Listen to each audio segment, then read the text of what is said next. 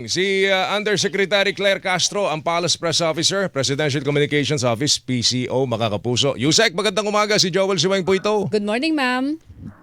Good morning, Weng. Good morning, Joel. At sa lahat ng mga kababayan nating nanonood sa inyong programa. Ma'am, Magandang umaga. una sa lahat, paano tinatanggap ni Presidente ito pong development na ito? Meron pong impeachment complaint na isinampa sa kanya dyan po sa House of Representatives. Ang Pangulo naman ay gumagalang at may respeto sa konstitusyon, sa due process at saka sa proseso. Kung ano man ang isasampalaban sa kanya, ito naman ay kanyang sasagutin. At tandaan natin, hindi lang naman ito unang napabalita. Una na itong Pinalutang. pinalabas, Mhm. pinalutang ni Congressman Erice na meron lumapit sa kanya mga supporters ng Vice Presidente para siyang mag-endorso ng complaint, impeachment complaint. So, hindi na ito bago. So, tanggap naman ng Pangulo na maaari mangyari ang mga gitong klase mga sitwasyon, lalo na nagmumula sa kumakalaban sa kanya. Ma'am, dahil nga ito'y matagal na napapabalita, ito ba'y bagay na pinaghahandaan na ng Presidente? Meaning, alam ko meron siyang legal team, di ba? Pero ito ba'y bagay na napapag-usapan niya na with the legal team? Sa ngayon, maaari ngayon, pero hindi pa po kasi nakikita yung kopya ng complaint. So wala pa pong paghahandang ginagawa ang Pangulo, pero aware naman po siya. Siguro po pag nakatanggap na po yung mismong complaint, dapat na siya pag-aralan. Nakita niyo na po yung mga grounds noong sa mga balita, di po ba? Yung mga grounds itong impeachment complaint, ito pati yung details ng mga kaso. Anong po ang pagtasa ninyo doon sa nilalaman ng complaint, ma'am? Base doon sa reklamo na yung nakadetalye ng mga reklamo laban sa Presidente? Ang nakita pa lang natin mismo yung pinaka-grounds, pero kahit na hindi mo mabasa yung pinaka-detalye mismo, makikita mo naman kung saan nanggagaling. Masasabi natin na talagang walang basihan ang nasabing impeachment complaint dahil ito naman ay nasagot na natin even before sa ating mga press briefing na ipaliwanag na natin to sa taong bayan at wala silang maaaring ebidensya laban sa Pangulo dito.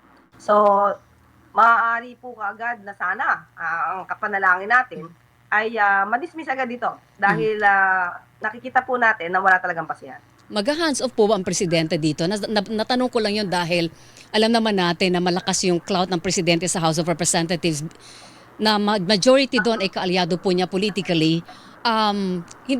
Meaning hindi niya po pakikialaman yung magiging desisyon ng mga kongresista. Walang ibig sabihin magiging kamay ang Malacanang sa pagdedesisyon ng bawat mambabatas dito.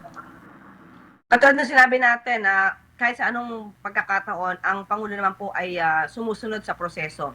At ang House of Representatives po ay co-equal branch ng gobyerno at kung ano po ang kanilang gagawin po dyan ay igagalang po ng Pangulo.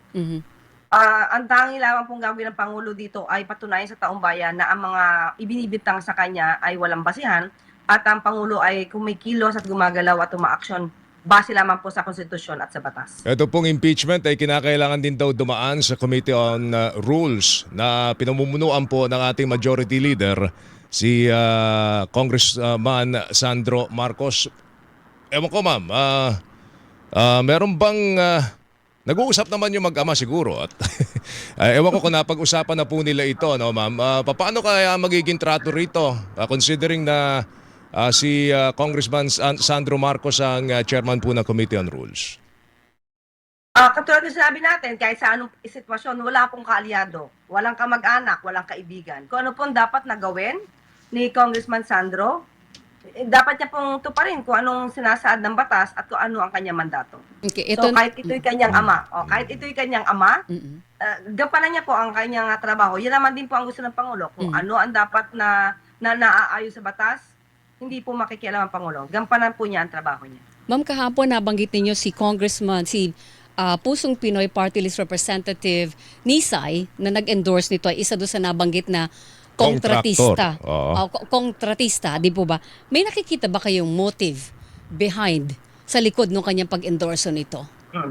Actually, hindi sa akin nanggaling yung kontratista. Apo. Noong sa ating briefing, sinabi natin ay isa sa 8 na nabanggit na contractor ng ICI.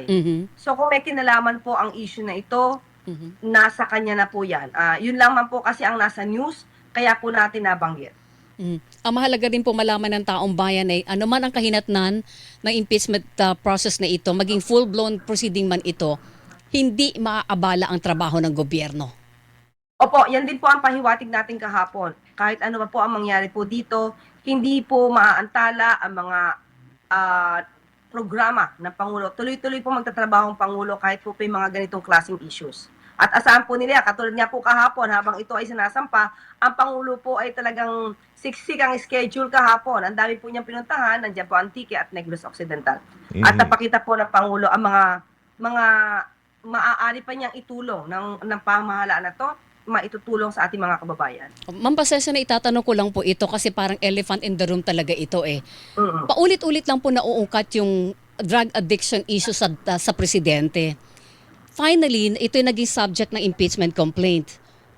Ito po ba ibagay na eventually sasagutin niya kapag talagang nagkaroon ng full-blown impeachment proceeding?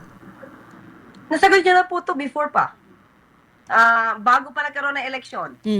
Nasagot niya na po ito at napatunayan naman po ito ng St. Luke's sa pamamagitan ng kanilang medical certificate.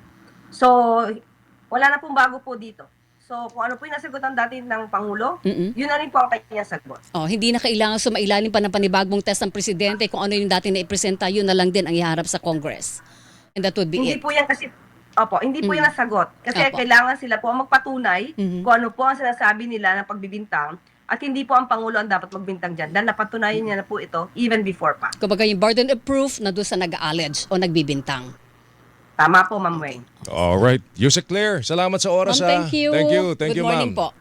Maraming Good morning salamat, to you. Thank you, ma'am. Joel and Ma'am Weng. Si Undersecretary Claire Castro, Presidential Communications Office, baka kapuso. Saksi sa Double B!